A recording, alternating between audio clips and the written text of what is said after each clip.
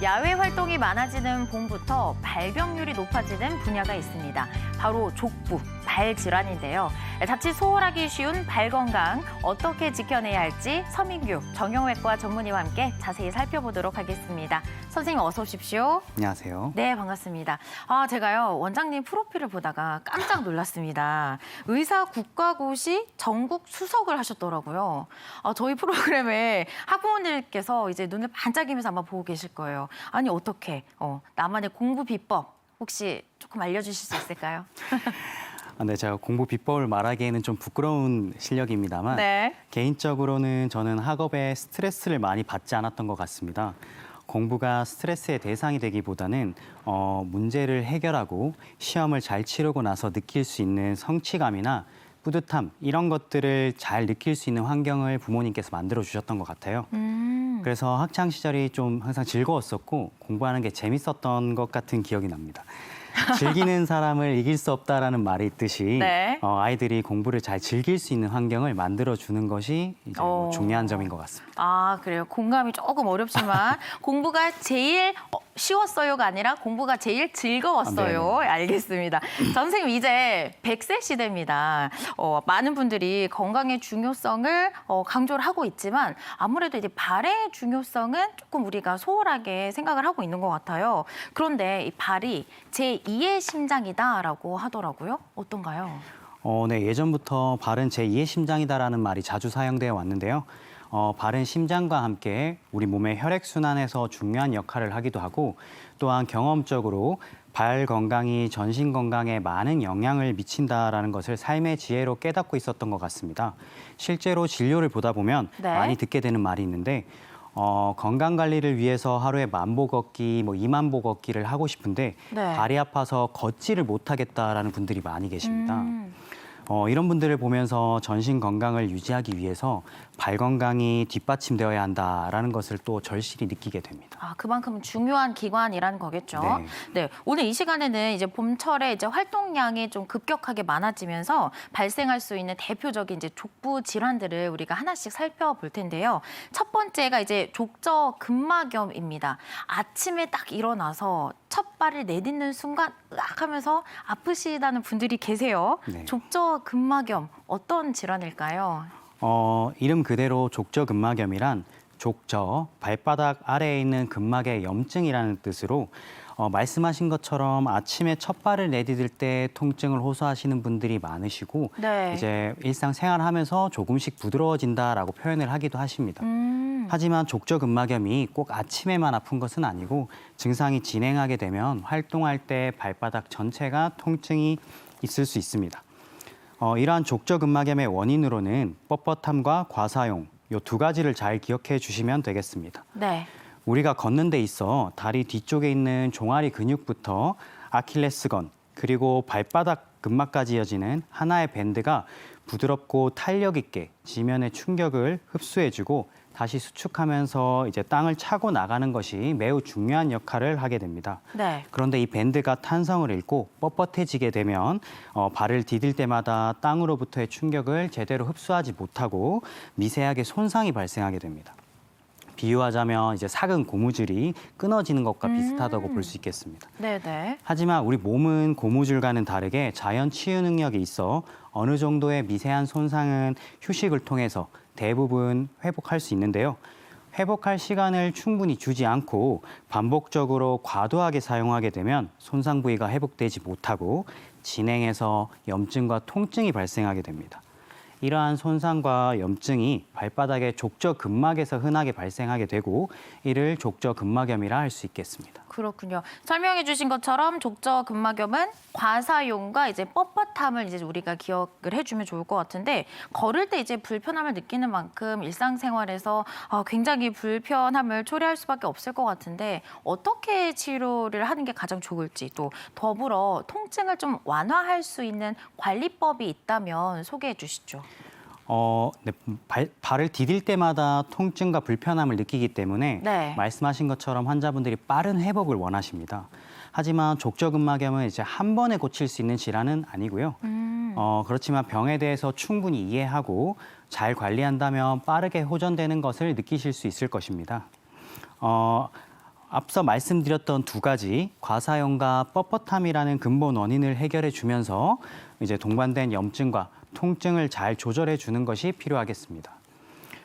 부드럽지 못한 종아리 근육과 근막을 과사용함으로써 발생한 조직 손상에 대해서 적절한 휴식을 취해주고 네. 염증을 가라앉혀주는 약물 치료, 또 조직 재생을 촉진시켜주는 충격파나 재생 레이저 등을 병행해서 손상된 조직의 회복을 유도하는 것이 중요하겠습니다. 네. 또한 가벼운 족욕이나 따뜻한 찜질을 통해 발의 혈액순환을 개선시켜주는 것이 도움이 될 수 있겠습니다.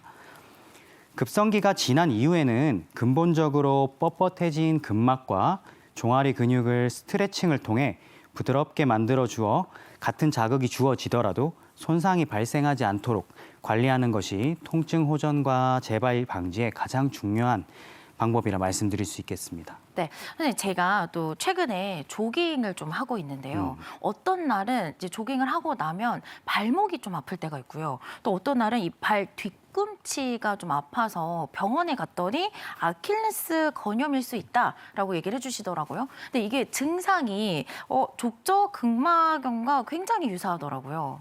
맞습니다. 아킬레스 건염은 정확히 어떤 질환일까요? 앞서 말씀드렸던 족저근막염과 동일한 개념으로 종아리 근육에서부터 아킬레스건, 족저근막으로 이어지는 하나의 밴드에서 아킬레스건 부분에 손상이 발생하고 염증과 통증이 발생하는 것이 아킬레스 건염입니다. 보행 시에 뒤꿈치 후방이나 뒤꿈치 상방에서 통증이 발생할 수 있으며 점액낭염이 동반되어 뒤꿈치가 부풀어 오를 수도 있고 네. 반복적인 염증으로 인해서 뒤꿈치 뼈가 웃자라 돌출되는 경우도 있습니다. 치료의 원리는 앞서 말씀드린 족저근막염과 마찬가지로 초기에 통증이 심할 때는 휴식을 취하고 염증을 가라앉혀주는 약물 치료를 시행하고 이후에 충격파나 재생 레이저 등을 병행해서 조직 재생을 촉진시켜주게 됩니다. 마지막으로 종아리 근육을 부드럽게 해주는 스트레칭을 꾸준히 해주는 것이 증상 호전과 재발 방지에 가장 중요한 치료 방법이라고 말씀드릴 수 있겠습니다. 휴식을 먼저 취하는 게 가장 중요하겠네요. 네, 맞습니다. 네. 앞서 말씀하신 것처럼 이제 족저근막염과 아킬레스 건염은 발 뒤꿈치의 이 통증이 대표적인 이제 질환이다라고 이제 우리가 볼 수 있을 것 같은데 이 통증을 좀 완화하고 또 발 건강을 좀 예방할 수 있는 간단한 운동법이 있다라고 하더라고요. 한번 소개해 주시죠. 네. 어떤 질환보다도 꾸준한 운동과 관리가 중요한 질환들인데요. 아까 말씀드린 과사용과 뻣뻣함을 관리하는 것이 가장 중요한 요소입니다. 평상시에 운동을 하지 않다가 갑자기 건강 관리를 위해서 등산을 가볼까? 네. 마라톤을 해볼까? 이런 식으로 몸이 준비가 안 된 상태에서 활동량을 늘리게 될 경우 우리 몸이 건강해지는 것이 아니라 과사용으로 인해 문제가 발생할 수 있습니다. 따라서 무리가 되지 않는 선에서 매일매일 조금씩 신체 활동을 늘려나가면서 운동을 하는 것이 중요하겠으며 유연성을 늘리기 위해서는 벽을 잡고 발을 뒤로 뻗어 종아리를 늘리는 운동이나 아킬레스 보드라는 경사진 판 위에 올라가서 종아리를 늘려주는 운동을 꾸준히 해주는 것이 도움이 되겠습니다. 족저근막을 부드럽게 하기 위해서는 병이나 테니스 공 같은 것을 밟고 문질러 주거나 손으로 발바닥을 이렇게 마사지해 주는 것도 도움이 네. 되겠습니다. 그렇군요. 또 다음은요. 운동선수들에게 흔한 질환이라고 알려져 있더라고요. 발목 염좌라고 하죠. 꼭 운동선수가 아니더라도 이제 발을 삐끗했을 때 우리가 발생하게 되는 질환이기도 할 것 같은데 정확히 어떤 질환일까요? 네. 발목 염좌는 아까 말씀하신 것처럼 우리가 흔히 말하는 발목을 삐었다, 네. 접질렀다라고 표현하기도 하는 상태인데요. 말 그대로 의도치 않게 일상적으로 움직일 수 있는 관절의 가동 범위를 넘어서면서 관절을 안정적으로 잡아주는 인대가 손상을 입게 되는 상태입니다. 원인으로는 발의 구조적인 이상이나 근력 약화 등 여러 인자가 관여할 수도 있지만 일반적으로는 우연한 사고로 대부분 발생하게 됩니다. 이러한 인대 손상을 손상의 정도에 따라 3가지 단계로 나누기도 하는데요.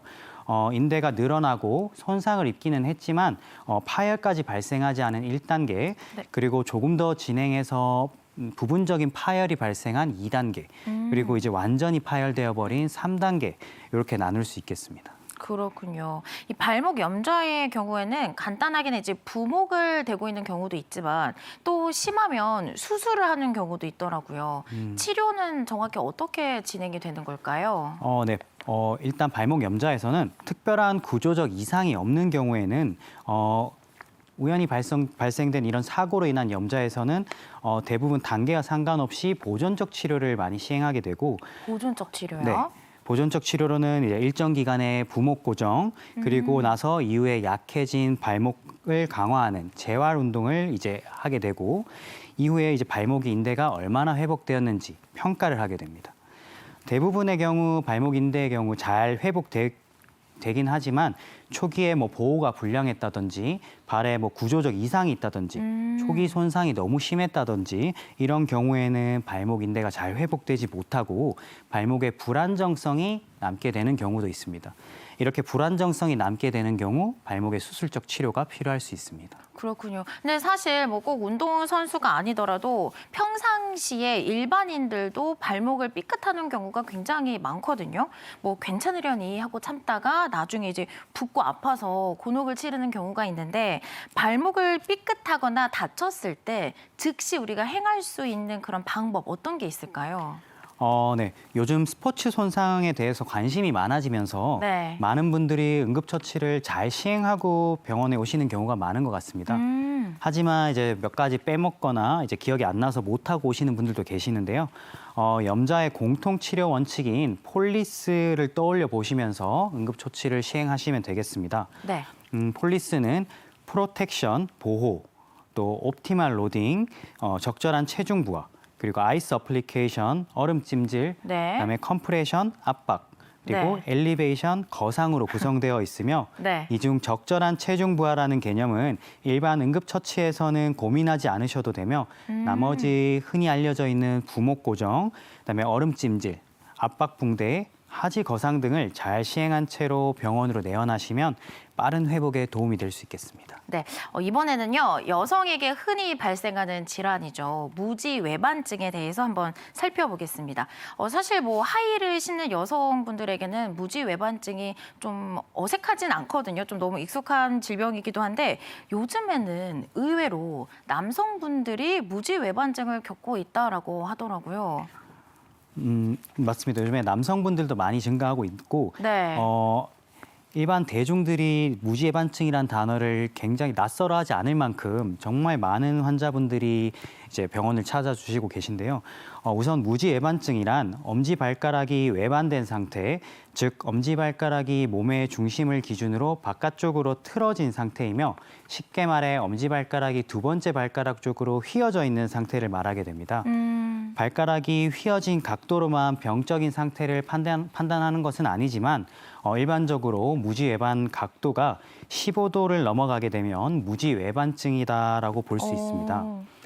무지외반증은 일반적으로 여성에게 더 많이 발생한다고 알려져 있으며 적게는 3배에서 많게는 15배까지도 여성에게 더 많이 발생한다고 보고되고 있습니다.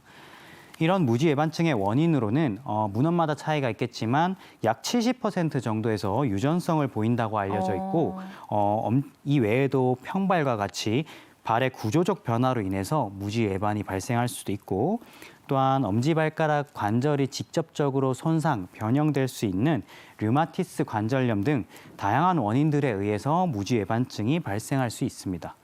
또한 현대인들의 필수품인 신발과 같은 외적 요인들도 무시할 수 없는데요. 네. 뒤꿈치가 높고 발가락 공간이 좁은 신발, 대표적으로 아까 하이힐. 네. 그런 신발들이 무지외반증을 유발한다고 알려져 있습니다. 그렇군요. 사실 무지외반증은 이제 발 모양이 서서히 변형이 되면서 이제 통증이 동반이 되는 건데 이게 궁금한 게요. 통증이 있을 때 우리가 치료를 해야 할지 아니면 발의 모양이 아까 15도 이상이면 무지외반증이다라고 하셨는데 서서히 뭔가 변화가 생길 때 이때 치료를 받는 게 좋을지 언제 치료를 받는 게 적절할까요? 네. 무지외반증 치료의 가장 중요한 치료 기준은 통증입니다.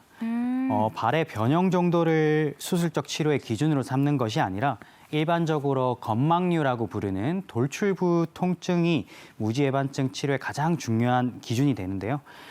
유관적으로 변형이 심하더라도 불편감이 없으면 특별한 치료를 요하지 않는 경우가 있고 반면에 변형은 심하지 않은데 통증이 심하다고 하면 신발이나 생활 습관을 바꿔본다든지 보조기를 착용해 본다든지 등의 이런 보존적 치료를 시행해 보게 됩니다. 이러한 방법으로 호전이 되지 않는다면 이제 수술적 치료를 고려하게 됩니다. 그렇군요. 무지외반증은 이제 통증은 물론이고 발 모양 자체가 굉장히 변형이 되기 때문에 심해질 경우에는 여러 가지 합병증이 동반되기도 쉬울 것 같아요. 자, 어떤 합병증이 있는지 또 이 합병증을 예방할 수 있는 방법은 어떤 게 있는지 설명 부탁드립니다. 네. 무지외반증이 심해지게 되면 엄지발가락의 관절이 정상 위치에서 벗어나면서 관절염이 진행할 수 있고 또한 엄지발가락이 이제 주변의 발가락을 밀어 주변 발가락의 변형과 탈구를 유발할 수 있습니다. 이로 인해서 변형된 주변 발가락에 통증이 발생하거나 관절염이 발생할 수 있습니다.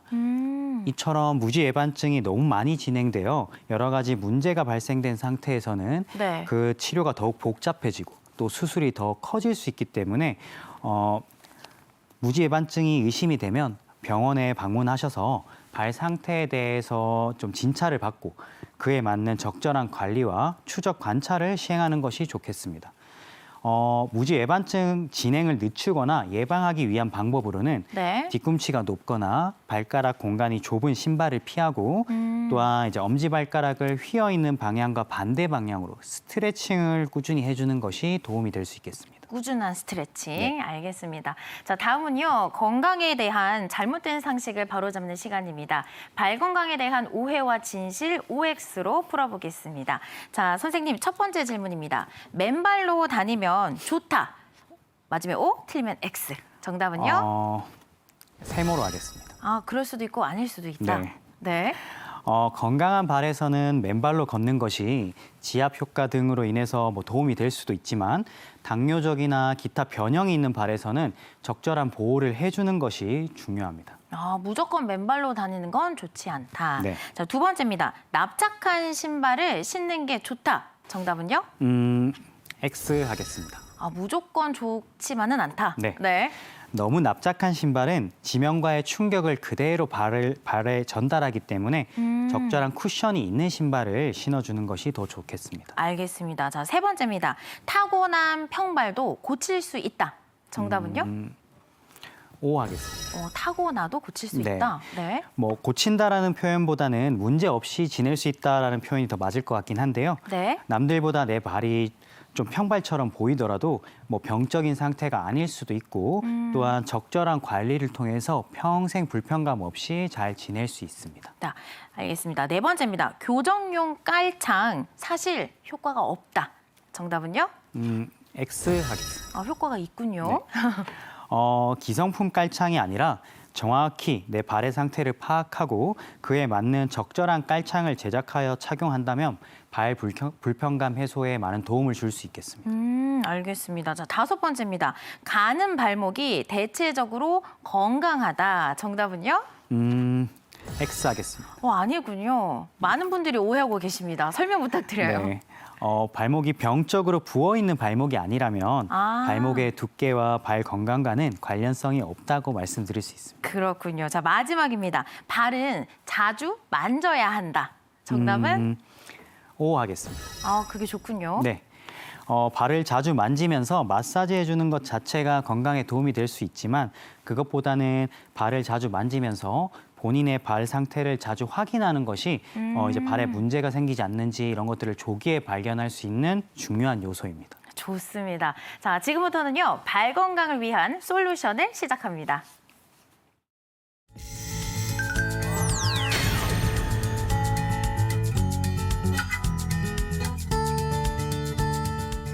네, 선생님, 결국엔 이제 올바른 자세가 발 건강을 이제 만드는 법일 것 같은데 우리 걸음걸이에는 문제가 없을지 이 발 건강의 기초가 되는 올바르게 걷는 방법부터 한번 살펴볼까요? 허리를 곧게 편다든지 네. 어깨를 활짝 편다든지 네. 이런 올바른 걷기 자세가 있겠지만 우선 발에 집중을 해보자면 정상적인 보행에서 뒤꿈치가 바닥에 닿고 엄지발가락 쪽으로 체중이 넘어가면서 11자 모양으로 걷는 것이 이상적인 보행이라고 할 수 있겠습니다.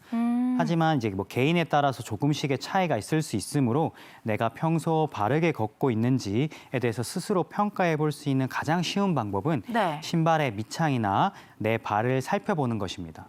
내 신발의 밑창이 남들과 다르게 한쪽만 달아 기울어져 있다든지 아니면 내 발바닥에 굳은 살이 특정 부분에 많이 생긴다고 하면 걸음걸이가 바르지 않을 수 있고 또는 구조적으로 발에 변형이 있을 수 있으므로 전문의에게 진료나 상담을 받아보는 것이 좋겠습니다. 그럼 신발은 어떻게 닳는 게 가장 좋은 건가요? 일반적으로는 발 뒤꿈치 부분 가운데에서 닳고 네. 또한 이제 발가락 앞에 이제 발 두툼한 부분, 그 부분이 골고루 닳는 것이 일반적으로 닳는 모양입니다. 네네. 또 어떤 스트레칭을 해주면 좋을까요? 덧붙여서 발 건강을 위해서 실천하면 좋은 생활 습관 한 가지는 네. 이제 종아리 스트레칭을 많이 해주는 것이 전체적인 발 건강을 위해서 가장 중요한 포인트라고 저는 꼽을 수 있겠습니다. 알겠습니다. 자, 이와 더불어서 평상시에 발 건강을 위해서 발 근육을 강화하는 운동을 좀 수시로 하면 좀 좋을 것 같아요. 발 근육을 강화하는 운동도 한번 소개해 주시죠. 네. 일반적으로 발에는 우리 몸을 지탱하는 뼈만 있다고 생각하실 수도 있지만 네. 말씀하신 것처럼 실제로 발에는 많은 근육들이 존재합니다. 이처럼 발 내부에 존재하는 근육들을 잘 발달시키면 발의 피로를 덜어주고 또한 족저근막이나 기타 구조물들에 가해지는 충격을 흡수하여 줌으로써 발 건강을 유지하는 데 많은 도움을 줄 수 있습니다. 발 운동 몇 가지만 소개하자면 발가락 가위바위보 운동으로 엄지발가락만 이렇게 쭉 편다든지 가위, 그다음에 지금 해보시면 좋을 것 같아요. 들으시면서. 네. 그다음에 모든 발가락을 꼭 오므리는 바위, 네. 그다음에 쭉 펴는 보 동작을 이제 힘주어서 반복하시면 되겠고 생각보다 어렵네요, 선생님. 지금 해보고 있는데. 하고 계신 거죠? 네. 그다음에 이제 또 발가락으로 수건을 쥐거나 공깃돌을 쥐는 이런 연습하거나 또 이제 마지막으로 계단 끝에 이제 발끝으로 서서 뒤꿈치 들기 운동 등을 통해서 발 근육을 키울 수 있겠습니다. 선생님께서도 자주 하시는 운동이실까요? 가위바위보? 틈틈이 하려고 노력하고 있습니다. 좋습니다. 이제 앞서 신발에 대한 중요성이 여러 차례 이제 강조가 됐잖아요. 건강한 발을 지켜내기 위해서 나에게 이제 꼭 맞는 신발을 선택하는 이런 기준, 이런 것도 좀 알려주시면 좋을 것 같아요. 기본적으로는 적당한 쿠션감이 있으면서 발이 조이는 부분 없이 편안한 신발을 선택하시면 되겠습니다. 하지만 뭐 발바닥이나 발등에 통증이 있는 분들은 바닥이 둥글며 탄탄해서 바닥에 잘 굴러가는 신발이 도움이 될 수 있겠습니다. 또 발가락 마디 쪽으로 통증이 있으신 분들은 발가락 부분이 잘 꺾이지 않고 앞코가 살짝 들려 있는 신발이 이제 도움을 줄 수 있겠습니다. 그렇지만 발의 상태를 일괄적으로 판단할 수는 없기 때문에 발이 불편하거나 하신 분들은 전문의의 진료를 본 이후에 그 발 상태에 맞는 신발을 추천받는 것이 좋을 것 같습니다. 맞아요. 내가 고르긴 좀 어려울 것 같습니다, 선생님. 네. 전문의에게. 네. 자, 두 발의 건강이 100세의 인생을 좌우한다라고 합니다. 발 건강이 전신 건강과도 직결이 되는 만큼 오늘부터 여러분의 발에 관심을 조금 더 갖고 더 소중하게 관리하시기 바랍니다. 지금까지 서민규 정형외과 전문의와 함께했습니다. 오늘 말씀 고맙습니다. 감사합니다. 다음 이 시간에는요, 끊을 수 없는 유혹, 중독에 대해 살펴봅니다. 관련된 궁금한 사항을 건강 365 코너 댓글란에 달아주시면 전문의와 함께 해결해 드리도록 하겠습니다. 다음 이 시간에도 많은 기대 부탁드립니다.